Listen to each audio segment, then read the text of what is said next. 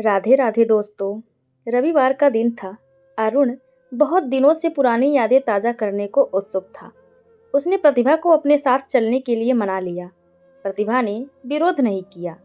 वे सुबह सवेरे ही अलीगढ़ के लिए घर से निकल पड़े। तीनों बहुत खुश थे। दोपहर तक वे गंतव्य तक पहुंच गए। सबसे पहले अरुण उन्हें लेकर उस रेस्तरां पहुंचा जहां वह अपने दोस्तों के साथ अधिकांश वक्त बिताया करता था। वह बोला, प्रियांक, यहाँ मैं दोस्तों के साथ रोज आया करता था। आज आप हमारे साथ आए हैं। मैं और मम्मी भी आपके बेस्ट फ्रेंड हैं। पापा। उसकी बात सुनकर अरुण ने प्रतिभा की तरफ देखा। उसने नजरें झुका ली। कॉफी का मजा लेते हुए अरुण का अतीत उसकी आंखों के सामने चलचित्र की तरह घूमने लगा। उसे याद आ रहा था कि नवीं क्लास से वह अलीगढ़ शहर में पला बढ़ा था। अरुण के पापा बेंगलोर से ट्रांसफ़र होकर यहाँ आए थे।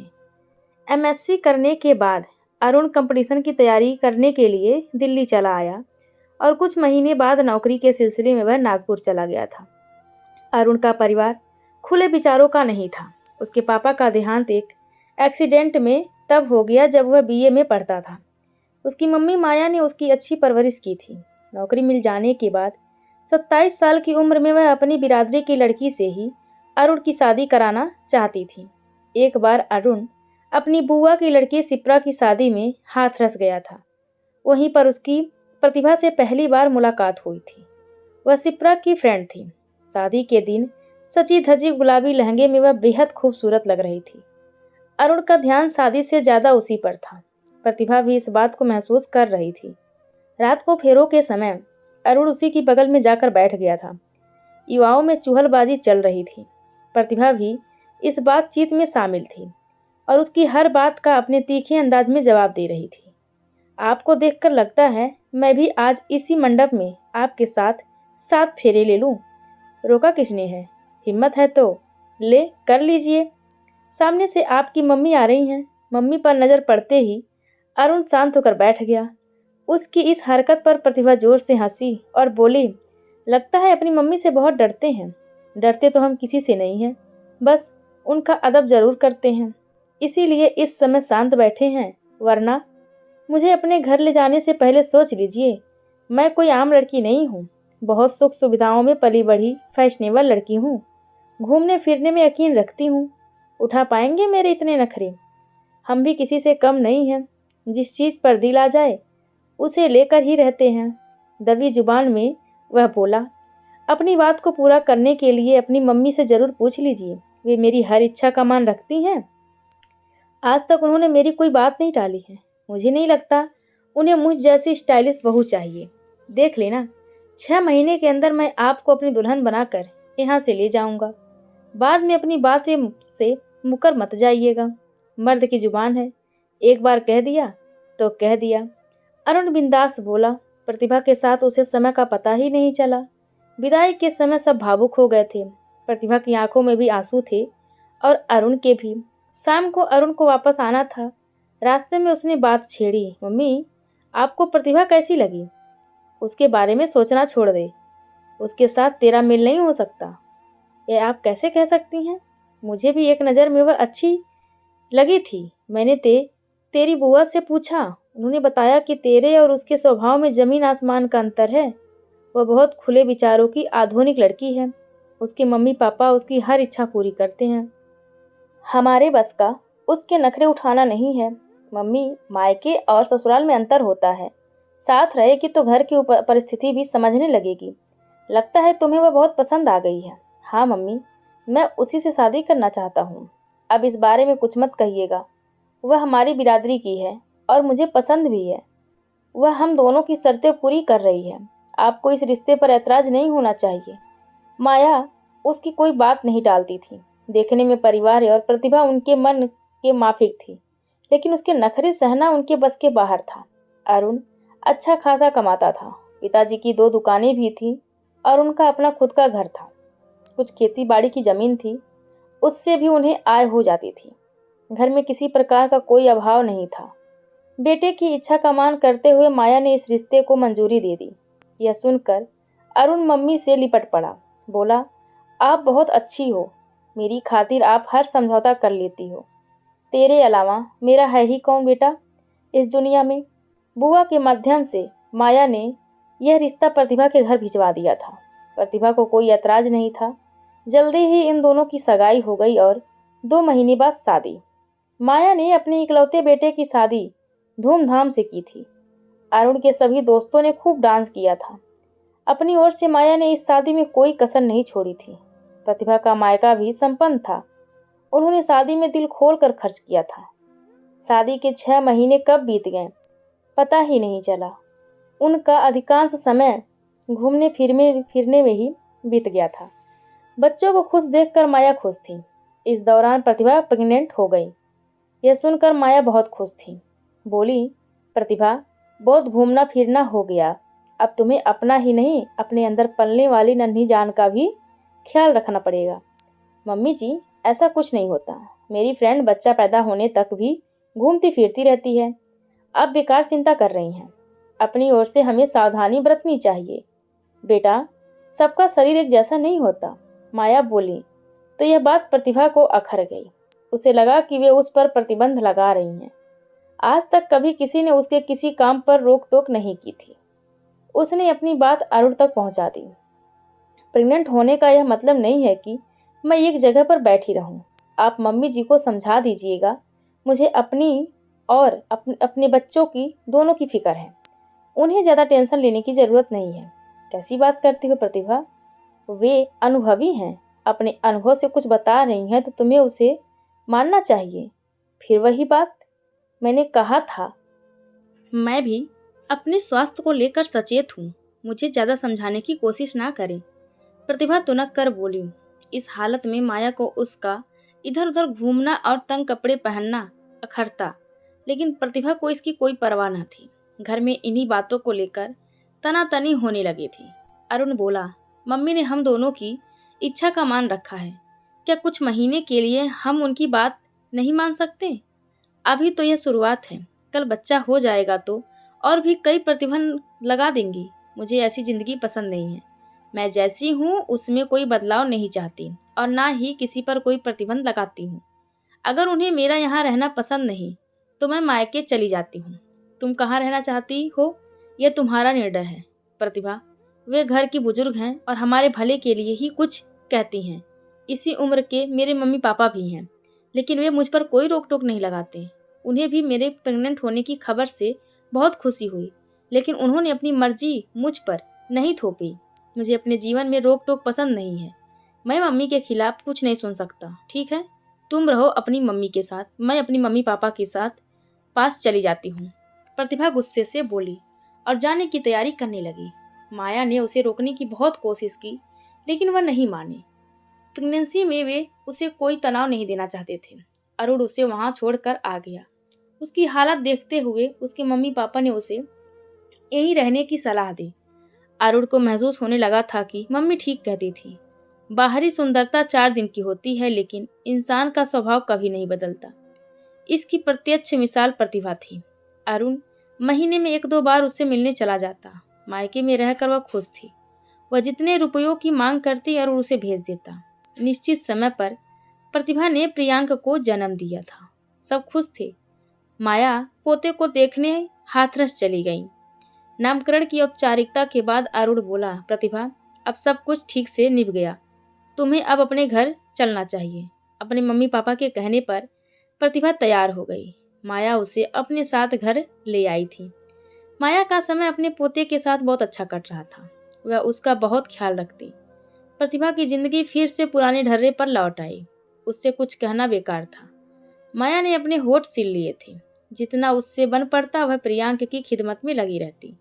यह देखकर एक दिन अरुण नाराजगी जताते हुए बोला, प्रतिभा, अब तुम भी मम्मी बन गई हो और दूसरे के दर्द को अच्छे से महसूस कर सकती हो। तुम्हें प्रियांक को समय देना चाहिए। दिन भर मम्मी उसकी खिदमत में लगी रहती हैं। तुम्हें लगता है मैं अपने बच्चों के लिए कुछ नहीं करती? यह सब कहने के लिए मम्मी ने कहा। तुम्हें वे क्या कहेंगी? मुझे भी सब बहुत कुछ दिखाई देता है। अपनी जिम्मेदारियों को समझा करो। फिर वही बात, मैंने तुम्हें पहले भी कहा था और अब भी कह रही हूँ, मुझे अपनी जिंदगी में किसी का दखल पसंद नहीं है। तुमसे परिवार नहीं संभाला जाता तो तुम रहो नहीं। मैं वापस अपने मायके जा रही हूँ। इस बार अरुण ने सोच लिया था कि अगर ऐसा ही चलता रहा तो कल प्रतिभा उनके लिए बहुत बड़ा सिरदर्द बन सकती है। सो उसने उसे जाने से नहीं रोका। वह बोला, तुम्हारी जो इच्छा हो वह करो, लेकिन तुम्हारी मनमर्जी इस घर में नहीं चल सकती। प्रतिभा का मुंह गुस्से से लाल हो गया। दूसरे दिन ही वह प्रियांक को लेकर मायके चली गई। इस बार झगड़े की शुरुआत अरुण ने की थी। उसने सोच लिया था वह उसे सबक सिखाकर रहेगी। अरुण उससे मिलने गया तो किसी ने भी उससे ठीक से बात नहीं की। वह समझ गया कि मम्मी पापा प्रतिभा को सही मानते हैं और उसे गलत वह बेटी को कभी कुछ ना कहते। इंडिया में उनका सहारा वही थी। उनका बड़ा बेटा अमेरिका में बस गया था और अब उनकी सुध न लेता। वे किसी कीमत पर बेटी को नहीं खोना चाहते थे। उनका रवैया देखकर अरुण ने वहां जाना छोड़ दिया। माया को पोते की याद सताती रहती, लेकिन वह मजबूर थी। एक और बेटा था, दूसरी तरफ पोता। दोनों के बीच में प्रतिभा थी जो किसी भी हालत में इस घर से तालमेल बिठाने को तैयार न थी। अरुण का रुख देखकर उसने 4 महीने बाद कोर्ट से नोटिस भिजवा दिया था। यह देखकर अरुण को बहुत गुस्सा आया।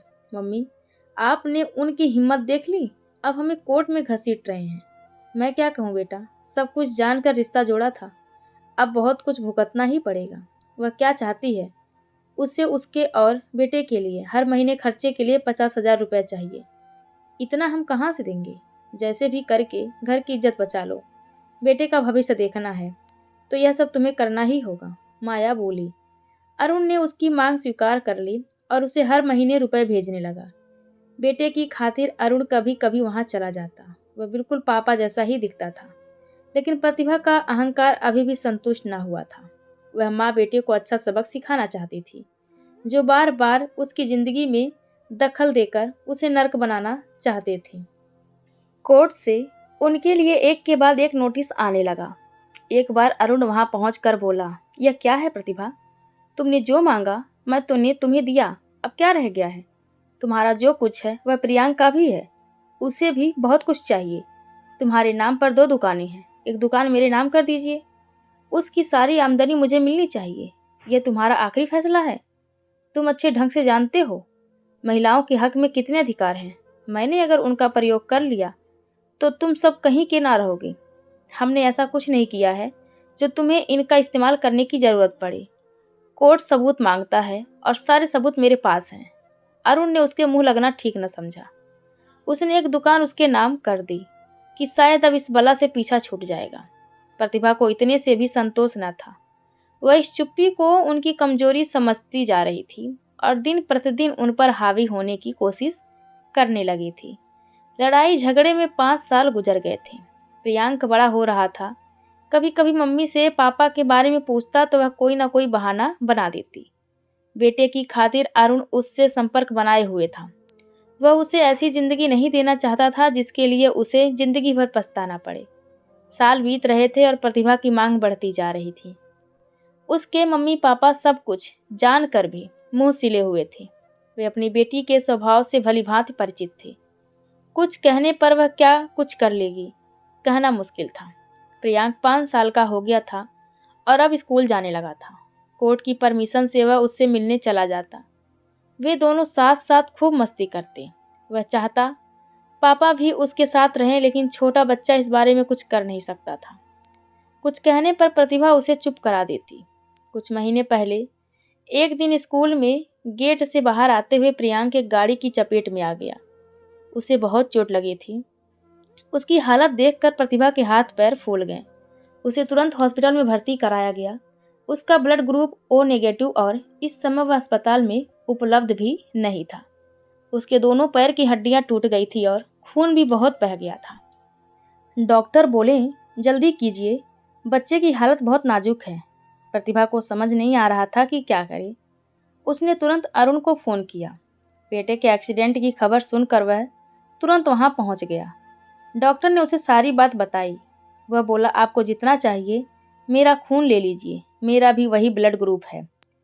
प्रियांक की स्थिति अभी भी नाजुक बनी हुई थी। उसे होश आने में पूरे 12 घंटे लगे, लेकिन वह अभी खतरे से बाहर ना था। अरुण रात भर हॉस्पिटल में ही रहा। माया भी पोते से मिलने चली आई। उनका रो रो कर बुरा हाल था। एक हफ्ते बाद प्रियांक को हॉस्पिटल से छुट्टी मिली।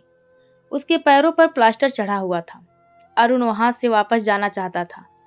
प्रियांक ने उसे रोक लिया। पापा प्लीज मत जाओ। इस हालत में बेटे की भावनाओं की कद्र करते हुए वह रुक गया। मजबूरी में ही सही, उसे प्रतिभा के साथ उसके घर जाना पड़ा।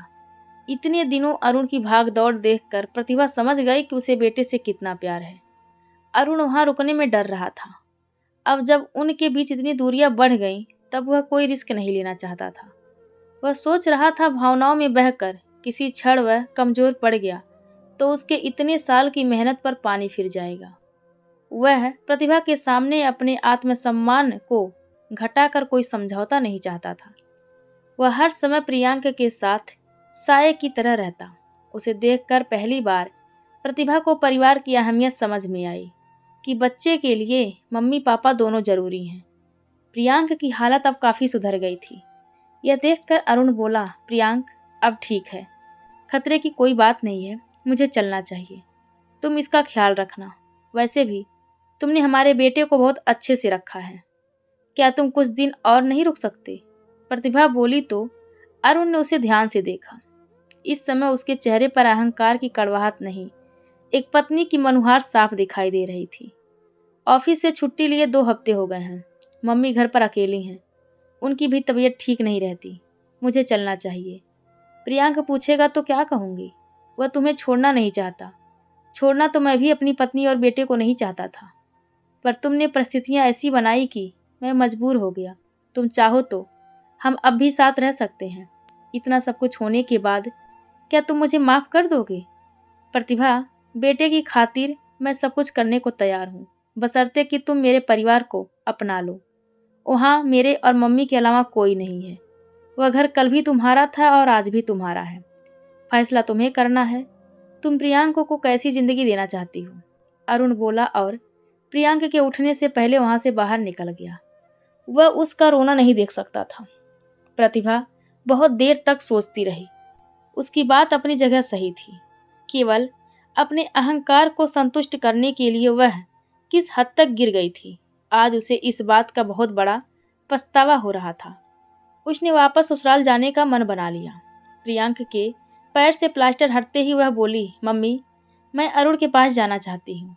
वे बोली, एक बार फिर से सोच ले प्रतिभा, जो कदम उठाने जा रही हो उसके दुष्परिणाम भी भुगतने पड़ सकते हैं।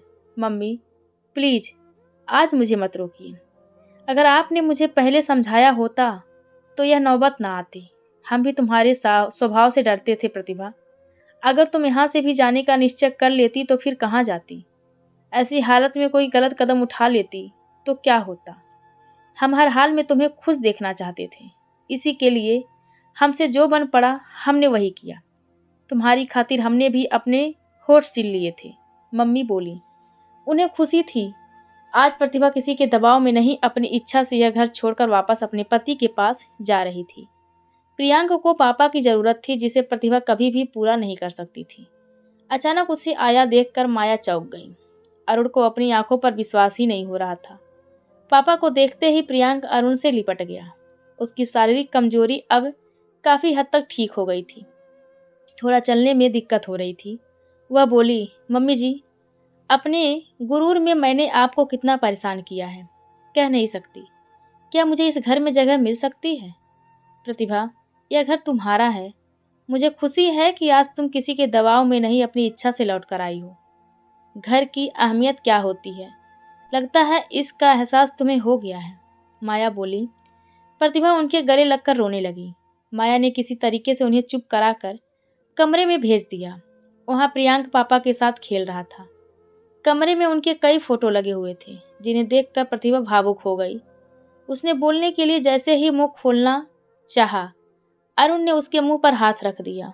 अब कुछ मत कहो प्रतिभा, एक बुरा समय था जो गुजर गया। हमें आने वाले कल का स्वागत करना चाहिए। सच में तुम्हारा दिल बहुत बड़ा है। मेरा ही मन संकुचित था, जो अपने से ऊपर कुछ ना सोच सकी। इतना कहकर वह अरुण के गले लग गई। सब कुछ भुलाकर वे एक नई जिंदगी जीने के लिए आगे बढ़ गए थे। आज अरुण उन्हें उन सब जगहों पर ले जाकर घुमा रहा था जहां से उसकी पुरानी यादें जुड़ी हुई थी। प्रियांक की खुशी देखते ही नहीं बनती थी। वही मम्मी पापा का साथ पाकर अपने को धन्य समझ रहा था। तो दोस्तों, हमारी आज की कहानी आप सभी को कैसी लगी? कृपया कमेंट करके ज़रूर बताएं। धन्यवाद आप सबका।